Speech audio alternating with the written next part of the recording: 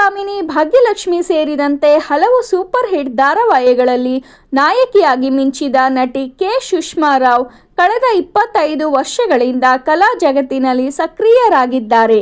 ನಿರ್ದೇಶಕ ಪ್ರೀತಮ್ ಗುಬ್ಬಿ ಅವರೊಂದಿಗೆ ಮೊದಲ ವಿವಾಹವಾದ ಬಳಿಕ ವಿಚ್ಛೇದನ ಪಡೆದಿದ್ದ ಸುಷ್ಮಾ ರಾವ್ ನಂತರ ಒಂಟಿಯಾಗಿದ್ದಾರೆ ಎಂಬ ಅಭಿಪ್ರಾಯವಿತ್ತು. ಆದರೆ ಅದು ನಿಜವಲ್ಲ. ಸುಷ್ಮಾ ರಾವ್ ಈಗ 2ನೇ ಮದುವೆಯಾಗಿದ್ದು, ಪತಿ ಮಧುಕರ್ ಆದಿಮೂರ್ತಿ ಹಾಗೂ ಮಧುಕರ್ ಜೊತೆ ಸುಖಕರ ಜೀವನ ನಡೆಸುತ್ತಿದ್ದಾರೆ. ಆದರೆ ಪತಿ ಮತ್ತು ಮಗನ ಫೋಟೋಗಳನ್ನು ಸೋಷಿಯಲ್ ಮೀಡಿಯಾದಲ್ಲಿ ಅವರು ಹಂಚಿಕೊಳ್ಳದೇ ಇರುವುದಕ್ಕೆ ಕಾರಣವೂ ಇದೆ. ಸೋಷಿಯಲ್ ಮೀಡಿಯಾದಲ್ಲಿ ಕಾಣಿಸಿಕೊಳ್ಳುವುದು, ಫೋಟೋ ಪೋಸ್ಟ್ ಮಾಡುವುದು ಮಧುಕರ್ ಆದಿಮೂರ್ತಿ ಅವರಿಗೆ ಇಷ್ಟವಿಲ್ಲ. ನನ್ನ ಫೋಟೋ ಹಾಕಬೇಡಿ ಎಂಬ ಪತಿಯ ಮನವಿಗೆ ಗೌರವ ನೀಡಿ ಸುಷ್ಮಾ ರಾವ್ ತಮ್ಮ ವೈಯಕ್ತಿಕ ಬದುಕನ್ನು ಗೌಪ್ಯವಾಗಿ ಇಟ್ಟುಕೊಂಡಿದ್ದಾರೆ.